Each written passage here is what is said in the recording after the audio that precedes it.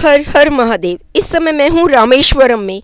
रामेश्वरम 4 धामों में से एक धाम और 12 ज्योतिर्लिंगों में से एक ज्योतिर्लिंग है। मान्यताओं के अनुसार भगवान राम लंका की विजय की कामना से लंका जाने से पहले भगवान शिव की पूजा करना चाहते थे।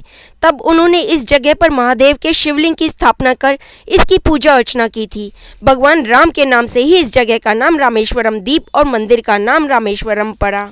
लेकिन तब इस द्वीप पर कोई मंदिर नहीं था, इसलिए हनुमान जी को कैलाश पर्वत से भगवान शिव के शिवलिंग लाने के लिए कहा गया। जब हनुमान जी समय पर शिवलिंग लेकर नहीं पहुंच पाए, तब माता सीता ने समुद्र की रेत को मुट्ठी उठाकर शिवलिंग का निर्माण किया और इसी शिवलिंग की भगवान राम ने पूजा की।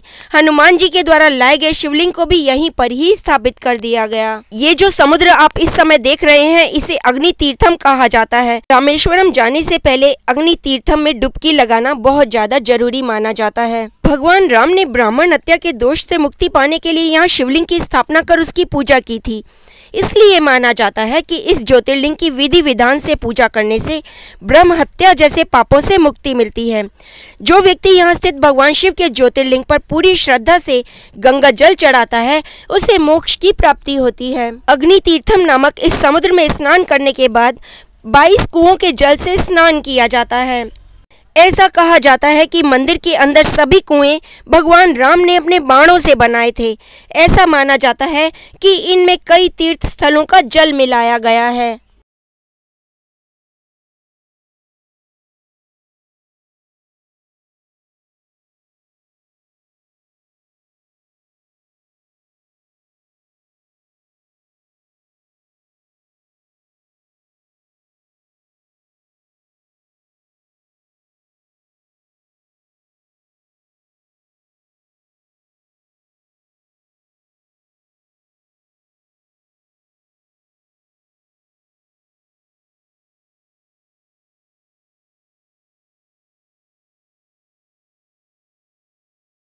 रामेश्वरम मंदिर का गलियारा विश्व का सबसे लंबा गलियारा है। यह उत्तर से दक्षिण में 197 मीटर और पूर्व से पश्चिम में 133 मीटर लंबा है।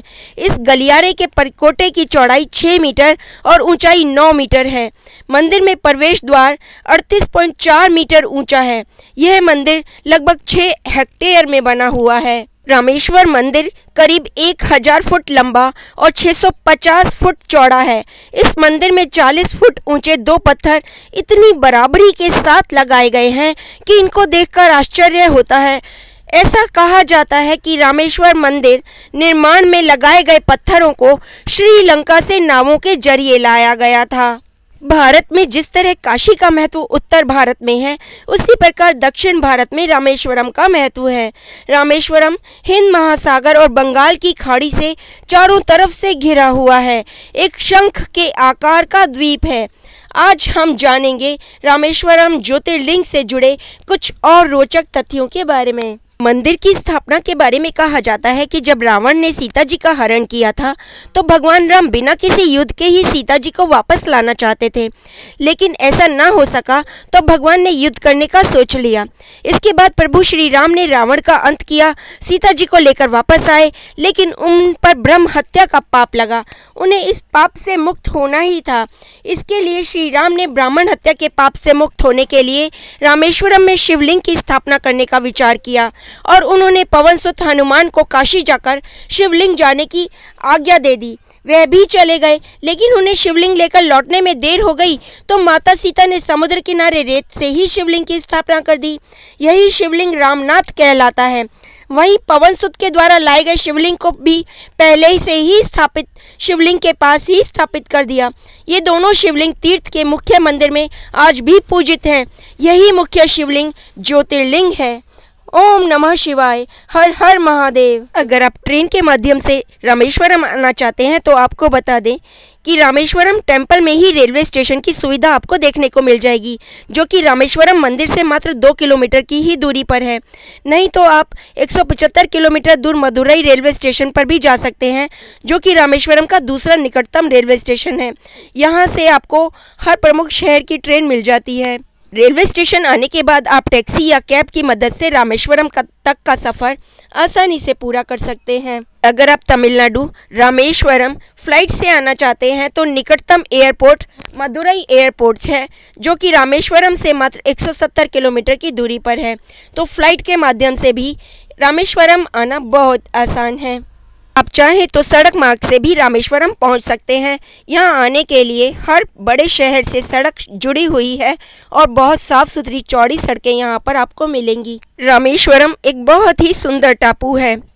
रामेश्वरम आने के बाद सबसे पहले आपको अग्नि तीर्थम में डुबकी लगाना चाहिए। एक बार जब आप रामनाथ स्वामी मंदिर पहुंच जाएं तो आपको अग्नि तीर्थम का दौरा करना चाहिए, जिसे रामेश्वरम समुद्र तट भी कहा जाता है। यहाँ भगवान की पूजा करने के लिए लोग एक विशेष क्रम का पालन करते हैं। पहला कदम समुद्र में स्नान करना होता है, जिसे हिंदू पवित्र मानते हैं। उसके बाद 22 कुओं का स्नान होता है, जिसके लिए आपको 25 रुपये की एक टिकट कटवानी पड़ती है और आपको 22 कुओं का स्नान मिलता है। इसके बाद आप रामेश्वरम में शिवलिंग के दर्शन कीजिए। मंदिर में सुबह 6 बजे दर्शन शुरू हो जाते हैं। अगर आप मणि शिवलिंग के दर्शन करना चाहते हैं तो सुबह 4:30 बजे से 5:30 बजे तक उसके दर्शन होते हैं।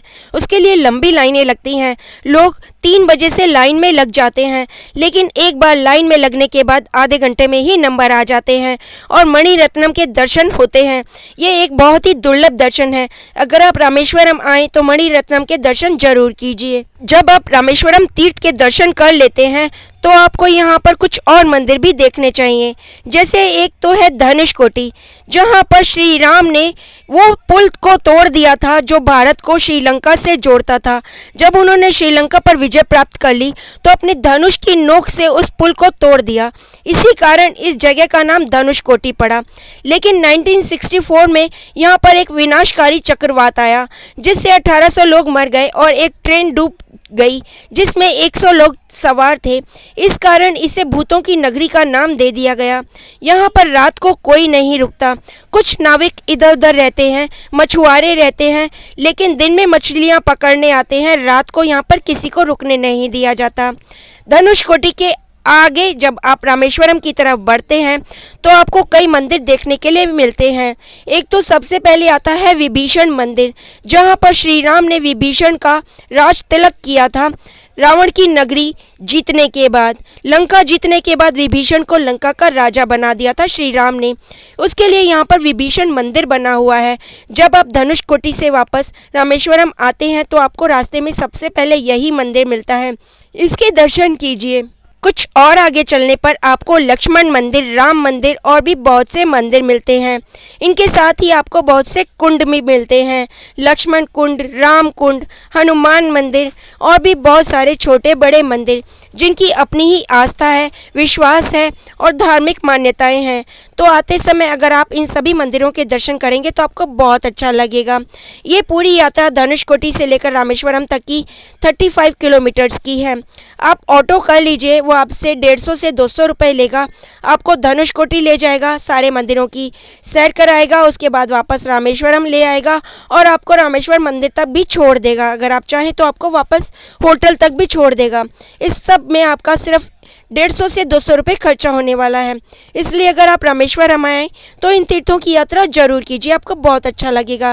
रामेश्वरम में मंदिर के बाहर और धनुषकोटी बाजार बहुत अच्छा लगता है, जहाँ से आप शंख, रुद्राक्ष की मालाएं और भी बहुत कुछ सामान खरीद सकते हैं, जो यहाँ के लोकल आर्किटेक्चर द्वारा बनाया गया है। ये सामान सिर्फ यहीं मिलता है, इसलिए यहाँ आएँ तो ये सामान खरीद कर जरूर जाएं। इस समय आप मेरे पीछे जो रामेश्वरम मंदिर के गलियारे देख रहे हैं, इन गलियारों में भी बहुत सारे जगह जगह शिवलिंग बने हुए हैं। ये गलियारे ही अपने आप में बहुत खूबसूरत हैं। साथ में इनकी खूबसूरती बढ़ती है छोटे छोटे शिवलिंग, छोटे छोटे मंदिरों से। छोटी छोटी देवियों के मंदिर बने हुए हैं, शिवलिंग रखे हुए हैं और एक शिवलिंग पर तो एक साफा पहनाया गया है, जैसे रामेश्वरम जी को यहाँ का राजा बना दिया गया हो। हम सभी सखियाँ रामेश्वरम मंदिर के दर्शन करके आई, हमें धर्म लाभ तो हुआ है, साथ ही हमें अपने हिंदू धर्म के बारे में बहुत कुछ जानने को मिला। आती बार हमने यहाँ से लोकल इडली और डोसा खाए और शंखों से बनी हुई बहुत सारी सामान खरीदा। हमने बजने वाले शंख भी खरीदे, जिसे हम मंदिर में रखेंगे। इन शंखों में से ना समुद्र की आवाज़ आती है। अगर आप कान में लगाकर सुने तो बहुत अच्छी आवाज़ आती है। रामेश्वरम मंदिर के बाहर इस तरह का बाज़ार है, भीड़ बहुत होती है। एक बार तो मन बहुत घबराता है कि इतनी भीड़ में कैसे जाएंगे, मंदिर के दर्शन कैसे होंगे। लेकिन एक बार जब आप चले जाते हैं, लाइन में लग जाते हैं, हर हर महादेव का जयकारा लगाते हैं, तो दर्शन कब और कैसे हो जाते हैं कुछ पता नहीं लगता। सब कुछ चमत्कारिक होता है। ऐसा लगता है महादेव ने बाँह पकड़कर हमें यहाँ पर बुला लिया, अपने दर्शन दिए और कहा, भक्तों मैं हमेशा तुम्हारे साथ रहा हूँ और रहूँगा।